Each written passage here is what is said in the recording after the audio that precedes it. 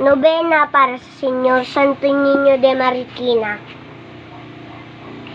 At nobena sa patron ng Kalumpang Marikina City na si San Antonio ng Padua de Marikina. Short Mass for Saint Anthony of Padua.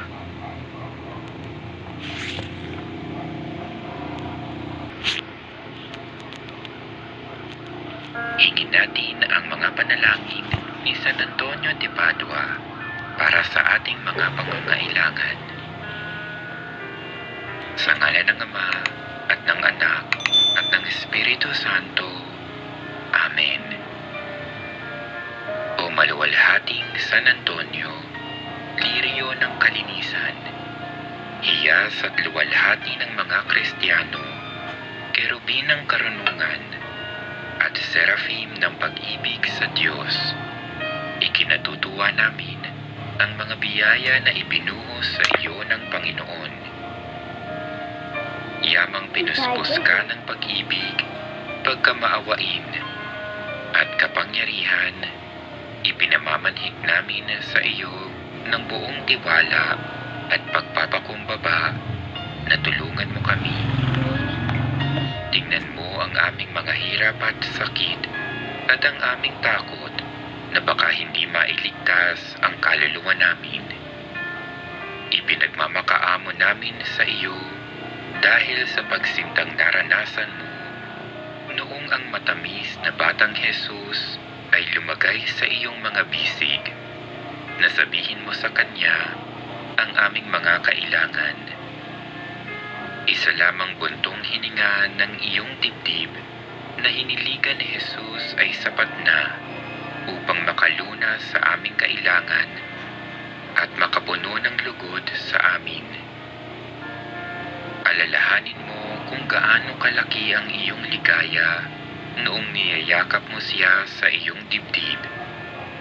Idinidikit sa kanya ang iyong pisngi, nakikinig sa kaniyang mga bulong.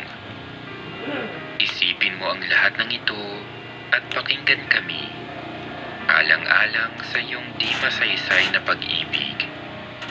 Kung ikaw lamang ay makikita namin, aming didiligin ng mga luha ang iyong mga paa.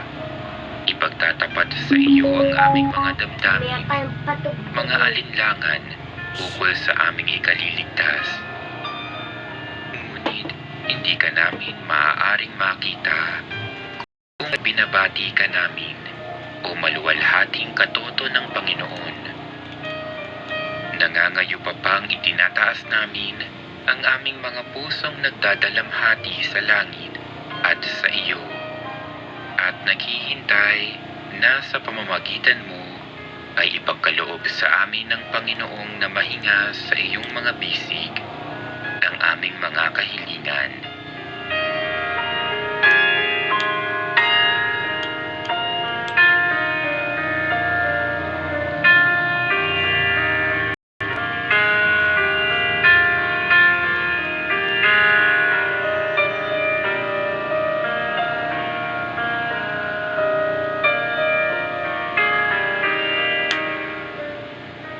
Anghel ng pag-ibig, San Antonio de Padua, ibigay mo ang ninanasa namin at aming ilalathala ang kaluwalhatian mo at ipagbubuni si Jesus na totoong nagmahal sa iyo. O matamis na Ninyo Jesus na nasa